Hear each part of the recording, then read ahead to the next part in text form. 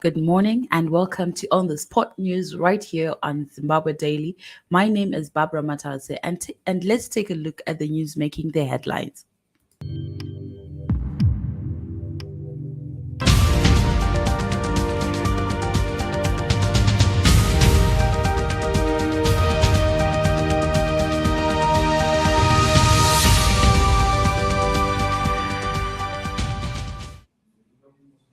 Chamisa vows to revamp social dialogue, workers' welfare, bring back executive mayors to end mess, exiled Mzimba urges government, no free education yet, Mavima, census ends, results in 3 months.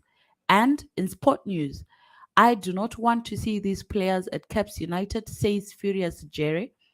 FIFA punishes Senegal after fans pointed lasers at Salah during the WCQ clash.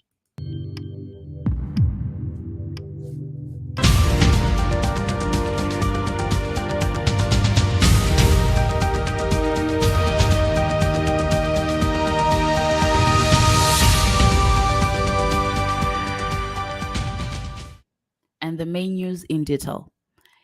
Citizen Coalition for Change President Nelson Chamisa has vowed to revamp the Triple-Part Negotiation Forum (TNF) and improve workers' welfare once he assumes office.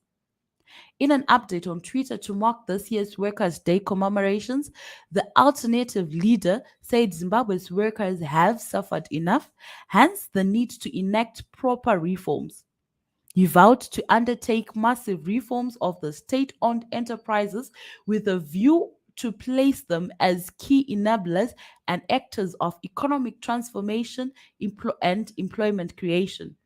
He called for the respect of historical struggle and militant tradition of the labor movement in Zimbabwe, which has won us many victories that we will enjoy up to this day through the likes of Burombo, Masocha Ndlovu, Gemela, Muzengeli, Nkomo, Sibanda, Changirai, Matombo, Nikwame, Chibebe, and Mutasa.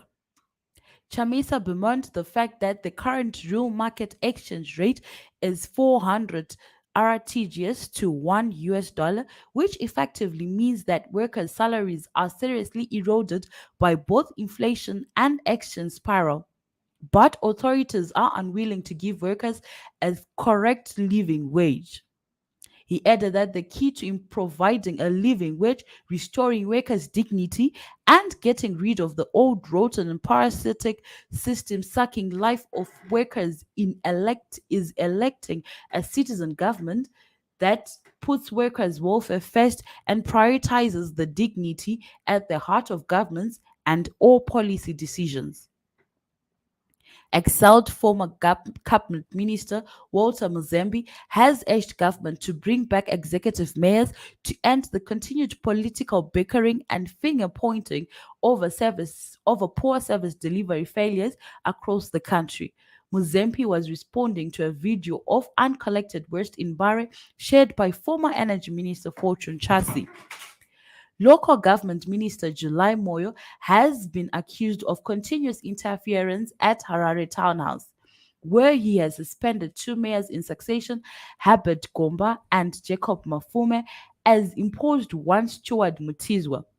Last week, Minister Moyo nullified the election of Triple C Councillor Enoch Mupawa Monde as Harare mayor and reimposed Mutizwa. Added Mzimba is that if not a reset and raw and power of rate prayers, cities will continue to be blackmailed by our toxic politics where central government under ZANU-PF and local authorities under opposition turn them into turf and political battlegrounds. Harare, Chitungwiza, Bulawayo, Victoria Falls, Gweru, Kariba, and Kwekwe have been recent victims of government interference in local authorities. Public Service Minister Paul Mavima has admitted that the government does not have a budget for free primary school education yet, but was hopeful that funds will be made available next year. Speaking at the World Autism Day event last week in Harare, Mavima said he wanted to thank the President Emerson Mnangagwa as on committing and the start of free education in the year 2023. That was to say, people attending public schools will not be required to pay basic tuition fees while the state continues to support vulnerable children with uniforms, examination fees, and stationery. Government has not only reneged on its promises for free primary school education, but has also failed to honor its pledge to pay tuition fees for children of teachers and is owing in huge amounts of money for students under the Basic Education Assistance module. Amalgamated Rural Teachers Union of Zimbabwe President Obert Musararure said government was failing to offer free education due to corruption, which has made education inaccessible to over 7.9 million children who are being forced to drop out of school. The Zimbabwe National Statistics Agency, ZIMSTAT, has says it will release findings from the 2022 Zimbabwe population and housing census that ended yesterday in 3 months' time. However, a map-up exercise will run for another week to cater for those who may have been omitted in the initial count. Zimstar spokesperson Miss Mercy Chidemo said the 3 months in is for analyzing the data which was gathered by enumerators across the country. This year's census was paperless as enumerators used tablets to capture the data. The new technology facilitates logic checks, validations during the interview, skip patterns, and makes the census more efficient in assuring high quality data enters the server without mistakes. Today marks the World Freedom Press Day, under the theme Journalism under Siege. Media remains a key stakeholder in any progressive nation's quest for economic and social development, as the dissemination of information remain a critical enabler for citizen participation in the economic fundamentals. This year's theme comes at a crossroads of an increased digital penetration in over communities, enabling every citizen to become a journalist of some sort, and the threat for professional journalism to survive. While the right to receive and transmit information remains sacrosanct to our citizens, the presence of digital platforms has placed professional journalism under siege as the citizen reliance on traditional sources of news continues to dwindle. This means that professional journalism as a source of income continues to face viability challenges, and media practice as a profession has its future at bleak. The sports news in detail.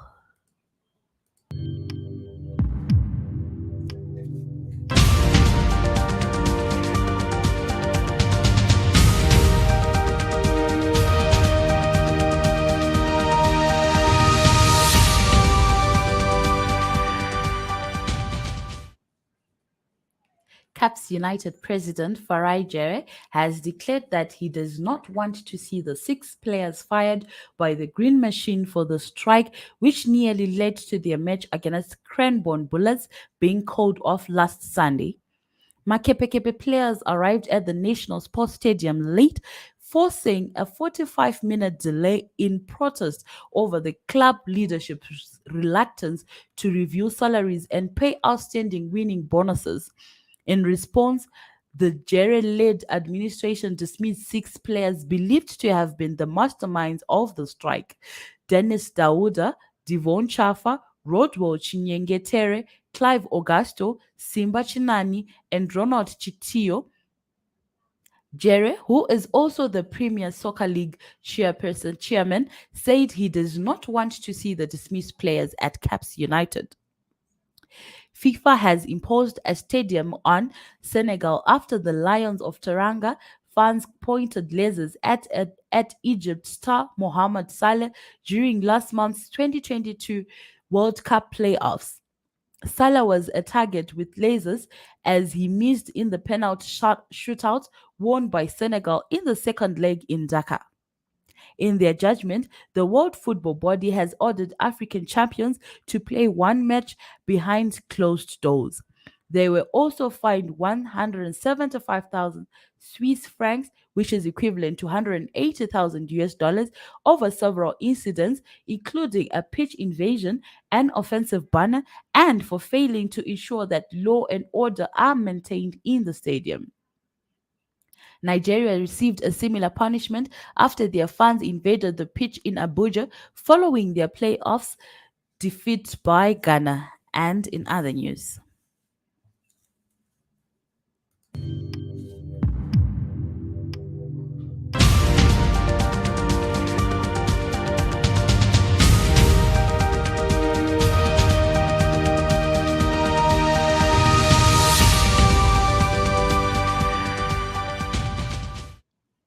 on Sunday, villagers and Citizen Coalition for Change activists descended on Murewa Mukarakate village at this weekend to defend journalist and government critic Hope Chingono's God project.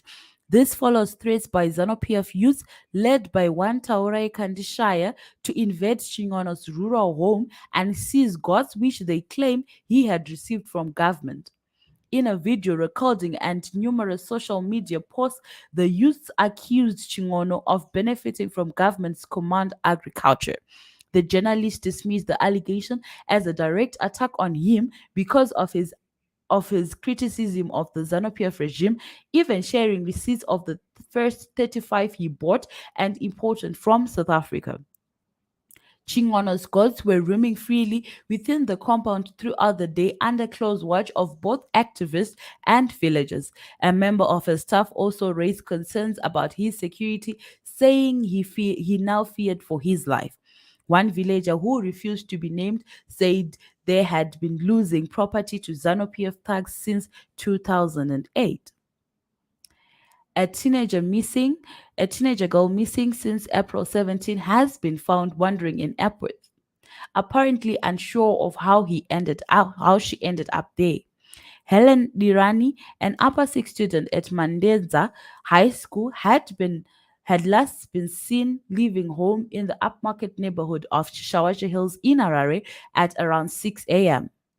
Helen, who lives with her parents, said she was going for a jog, but when she did not come back, her family launched a public appeal for her safe return. On Saturday, that is 13 days after she went missing, the family said Helen had been found in Epworth, but she had no memory of how she got there. In regional news, ANC President Cyril Ramaphosa was expected to deliver the main address at COSATU's Workers' Day celebration at the Royal Bafokeng Stadium in Rustenburg in the northwest was booed off the stage by disgruntled South African workers. Ramaphosa had to be whisked away as protesters demanded that he left. He had attended the Congress of South Africa Trade Unions, COSATU, organized Workers' Day celebration. Kasatu was holding the main Workers' Day celebrations at the Royal Bafokeng Stadium in Rustenburg in the northwest, where ANC President Cyril Ramaphosa was expected to deliver the main address. Workers were claiming that the government were being sellouts. And entertainment news, Casper Nyovest is coming to Zimbabwe and he will be performing alongside Japres on the 28th of May at Woods Pablo's, while at the same day, Winky D will also be performing at Kingfisher. These are the news that were making the headlines. Tune in again tomorrow, same time, same place, same day. Have a blessed day.